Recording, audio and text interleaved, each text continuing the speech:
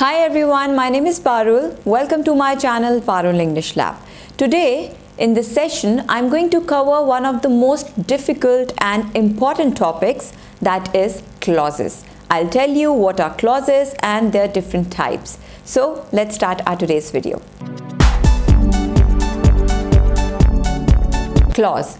Clause is a group of words that has a subject and a verb, and it also has a meaning. For example, Max learns English. So here Max is the subject, learns, this is the verb. So this clause has the subject and the verb, and it also has a meaning. Max learns English. So this is a clause. Now sometimes a sentence can have two or more clauses also. For example, she was sleeping when I came back home. So in this sentence there are two clauses. First clause is she was sleeping, and second clause is when I came back home. Now a sentence can even have three clauses. For example, when I reached there, she looked at me and I greeted her. So in this sentence there are three clauses. First clause is when I reached there, second clause is she looked at me, and the third clause is I greeted her. So a sentence can have one, two or even three clauses. There are two types of clauses, independent clause and dependent clause. Independent clause is also called main clause, and dependent clause is also called subordinate clause. Now first let's understand independent clause. Independent clause, which is also known as the main clause, it looks like a regular sentence and it can stand alone. It makes sense by itself. It has a meaning. For example, I read a book last night. So subject is I, read is the verb. I read a book last night. So this is a complete sentence, and this is an independent clause because it can stand alone. It doesn't need another clause to complete the sentence or to give a meaning to the sentence. So this is an independent clause. I read, this is an independent clause. I read, this is a complete sentence. He plays every morning. So this is an independent clause. Now sometimes one sentence can have two independent clauses also, and when there are two independent clauses in a sentence, then they are connected by coordinating conjunctions. We have done coordinating conjunctions. I have made an exclusive video on coordinating conjunctions. I will mention the link in description box. You can watch the video if you haven't yet. So just to give you a little idea about coordinating conjunctions, there are 7 coordinating conjunctions. Fanboys, for, and, nor, but, or, yet, so. So these are coordinating conjunctions. So when there are two independent clauses in a sentence, in a single sentence, then they are connected by coordinating conjunctions. These conjunctions are also called coordinators. For example, she wants to go there, but she doesn't have permission. So she wants to go there. It's an independent sentence. It can stand alone. It has a meaning. She wants to go there. Complete meaning. But she doesn't have permission. So she doesn't have permission. Again, it is an independent sentence and it looks like a complete sentence. It's an independent clause. But she doesn't have permission. So here, two independent clauses are connected by a coordinator, that is but. I'm not well, yet I will go to office. So I'm not well, this is an independent clause. I'm not well. It's a complete sentence. It has a complete meaning. I'm not well, yet I will go to office. So I will go to office. Again, it's an independent clause. So here there are two independent clauses in a sentence, and they are connected by yet, a coordinator, a coordinating conjunction. He is a bit stubborn, but I like him. He is a bit stubborn. An independent clause, I like him. Another independent clause. So two independent clauses are connected by a coordinator, that is but. So this way, sometimes there can be two independent clauses in a sentence and they are connected by coordinating conjunctions. Next is dependent clause. Dependent clause is also called subordinate clause. It cannot function on its own. It cannot stand alone. It always helps an independent clause to complete a sentence. Alone, a dependent clause cannot complete a sentence. Now let's look at some examples. I liked the book that you gave me on my birthday. So I liked the book. This is an independent clause, that you gave me on my birthday. So that you gave me on my birthday, this is a dependent clause because it cannot stand alone. If you take out this part of the sentence, then that you gave me on my birthday, it doesn't make sense. You need some extra information to understand this sentence. And that's why you need an independent clause. So dependent clause always helps an independent clause to complete a sentence. I respect him, though he is a bit selfish. So I respect him. This is an independent clause because it can stand alone. It has a meaning. I respect him, though he is a bit selfish. So though he is a bit selfish, this is a dependent clause because it cannot stand alone and it cannot complete a sentence. Though he is a bit selfish. So this clause, this is a dependent clause, it sounds unfinished. It leaves an unfinished idea and you want some extra information to understand in what context this clause has been used. She doesn't know the guy who ate the chocolate. So she doesn't know the guy. This is an independent clause. She doesn't know the guy. Who ate the chocolate? So who ate the chocolate? This is a dependent clause that needs an independent clause to complete a sentence. Now you might get confused here that who ate the chocolate? This is a complete question. But here who is not a question word. We are not using it as a question word. Here we are using it as a relative clause. I already have made a video on relative clauses. I will mention the link in description box. So generally relative clauses are the clauses that start with a relative pronoun. Now what are relative pronouns? Relative pronouns are the words like who, which, where, when, etc.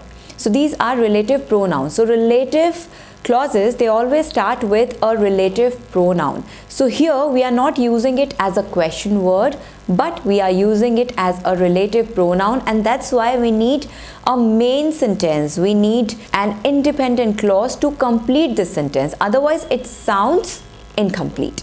Who ate the cake? So here this is an incomplete clause. She doesn't know the boy who ate the chocolate. So who gives extra information about the boy.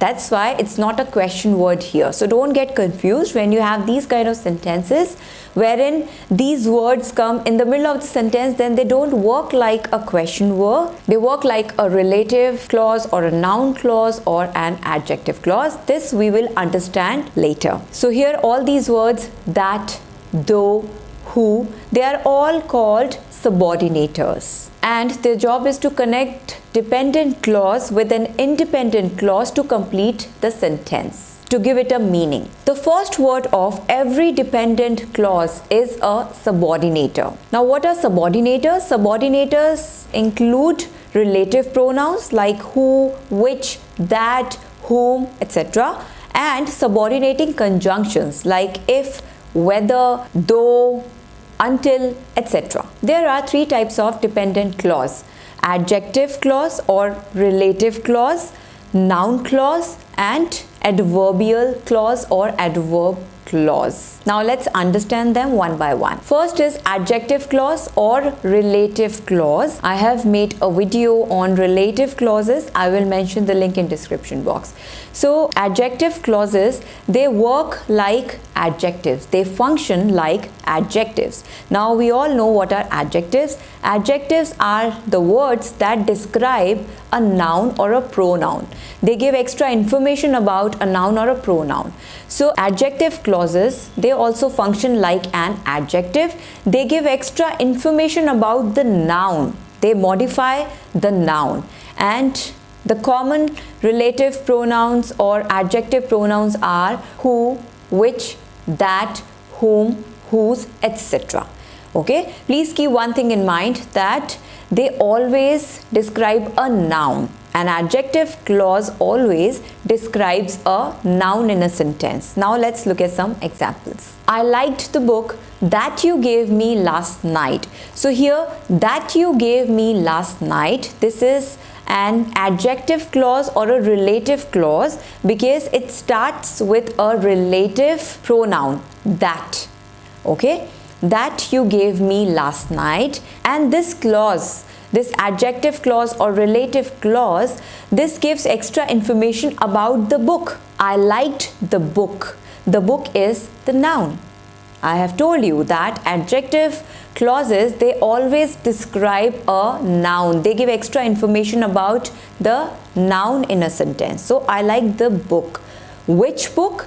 That you gave me last week. So this complete clause, that you gave me last week, this gives extra information about the noun, the book. So this is an adjective clause or a relative clause. Let me give you one more example. The boy who joined last week is very hardworking. So here, who joined last week, this is a relative clause or an adjective clause. Why? Because this clause is describing the boy and the boy is the noun. The boy who joined last week. Which boy? Who joined last week is very hardworking. Okay, so this clause starts with a relative pronoun, who, and at the same time, this complete clause, this dependent clause, is describing the boy, the noun. That's why this is an adjective clause or a relative clause. So this way you can easily identify an adjective clause or a relative clause when a clause starts with a relative pronoun and it gives extra information about the noun in the sentence. So that clause that modifies the noun, that gives information about the noun, that is an adjective clause or a relative clause. Next is noun clause. Noun clause always works as a noun. Now we know what is a noun. Noun can be a person, place, animal, thing, or an idea. So noun clause always works or functions as a noun, and it always starts with the words how, if, whether, that, who, which, what, whatever, whichever, where, when, why, whose, whom, etc. Now how to remember all these words? You can simply categorize them, like first learn how, if, that, whether, and then WH words. So these are all WH words: what, where, wherever, when, whenever, whose, whom, etc. So this way you can learn these words. So a noun clause always starts with all these words. Now you must be thinking how to differentiate between an adjective clause and a noun clause, because adjective clause also starts with the words like who, which, that, etc. and noun clause also starts with the words who, which, that, what, etc. Okay, so don't get confused here. Now I'm going to give you 3 tips, and after that you will be able to identify the noun clause very easily.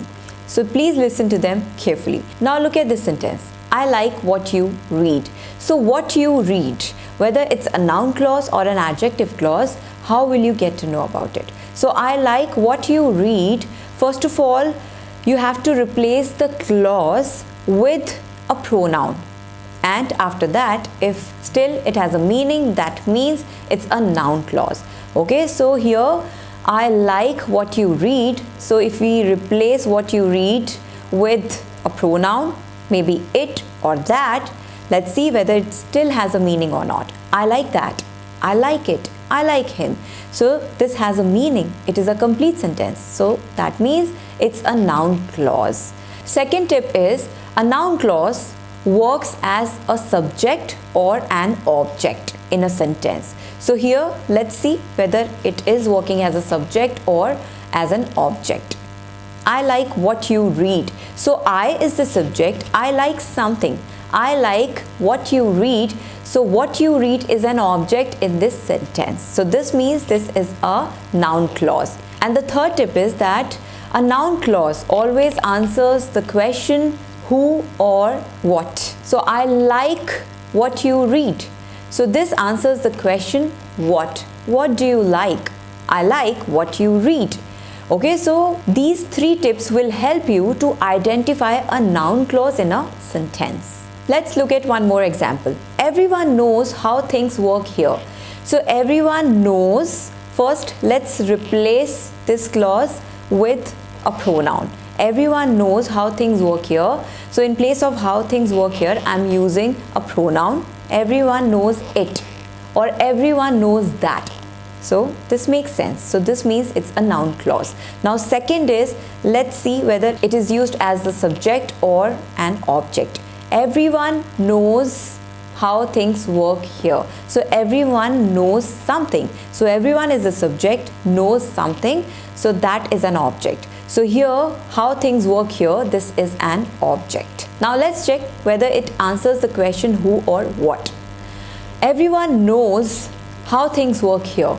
So everyone knows what. What does everyone know? So this answers the question what. Everyone knows how things work here. So this means this is a noun clause. Why you do this is beyond my imagination. So why you do this is beyond my imagination. Why you do this? Let's replace it with a pronoun that. That is beyond my imagination. Now let's see whether it's a subject or an object. Dash is beyond my imagination. So this is a subject. We are talking about something. Something is beyond my imagination. So we are talking about something. So it's a subject here. So subject is the doer of an action or something that we are talking about. So here we are talking about why you do this. So this is what we are talking about. So why you do this, this is a subject in this sentence. And now let's see whether it answers the question who or what. Dash is beyond my imagination. So what is beyond my imagination or your imagination? So this answers the question what. So this means that this is a noun clause. So this way in your exam you can easily identify a noun clause and an adjective clause. Last one is adverbial clause or adverb clause. This clause works as an adverb. We all know what is an adverb. Adverb is a word that describes an action, that describes a verb. That is called an adverb. So adverbial clause is a group of words that describes an action. Okay, that works like an adverb. An adverbial clause can be easily identified by asking when, where, why, and how an action is taking place in a sentence. An adverbial clause always starts with a subordinating conjunction. I have made quite a few videos on subordinating conjunctions. I will mention all the links here. So an adverbial clause always starts with a subordinating conjunction like if, though, although, because, whether, etc. An adverbial clause can come at the beginning, at the end, or in the middle of a sentence. Now let's look at some examples. As soon as you reach home, call me. So as soon as you reach home, this is an adverbial clause because it answers the question when. Okay, so as soon as you reach home, when you reach home, call me. So this is an adverbial clause. So here we can see that as soon as you reach home, so adverbial clause comes at the beginning of the sentence. Now you can invert this sentence also. Call me as soon as you reach home. So as soon as you reach home, this adverbial clause can come at the end of the sentence also. So it doesn't change the meaning. It's just that when it comes at the starting, as soon as you reach home, then after the clause comes a comma and then the second clause. But when it comes at the end of the sentence, then you don't need a comma in a sentence. So that's the only difference. Otherwise, the meaning is same. Before you leave, make sure you finish your work. So again, this clause, before you leave, this answers the question when. Before you leave, make sure you finish your work. So when? So this answers the question when. And before you leave, because this adverbial clause comes at the starting of the sentence. That's why we have a comma after this. Before you leave, comma, finish your work. Now if you start the sentence with finish your work before you leave, here adverbial clause comes at the end of the sentence. That's why there is no comma in this sentence. I practiced the guitar until I played it well. So until I played it well, this is an adverbial clause because it answers the question when. I practiced the guitar when? Until I played it well. That's why it's an adverbial clause. My friend, because she is not well, can't go to work today. So because she is not well, this is an adverbial clause because it answers the question why. Why my friend can't go to office? My friend, because she is not well, can't go to work today. So this answers the question why. So it's very easy to identify an adverbial clause in a sentence because it answers the question when, where, how and why an action is taking place in a sentence. So an adjective clause or relative clause starts with a relative pronoun and it always describes a noun that mentioned previously. To identify a noun clause, I have given you tips. Number 1, replace the clause with a pronoun. Second is it always answers the question what and who. And third is it will come as a subject or an object in a sentence. And an adverbial clause can be easily identified by asking when, where, how, why an action is taking place. So I hope now you understood the concept of clauses, and this way in your exams also you can easily identify adverbial, relative clause or adjective clause or noun clauses. So please practice, and if you have any doubts you can always mention in comment section. So that's all for today. Please like and subscribe to my channel Parul English Lab, and don't forget to press the bell icon for future notifications. Thank you. Take care. Have a great day.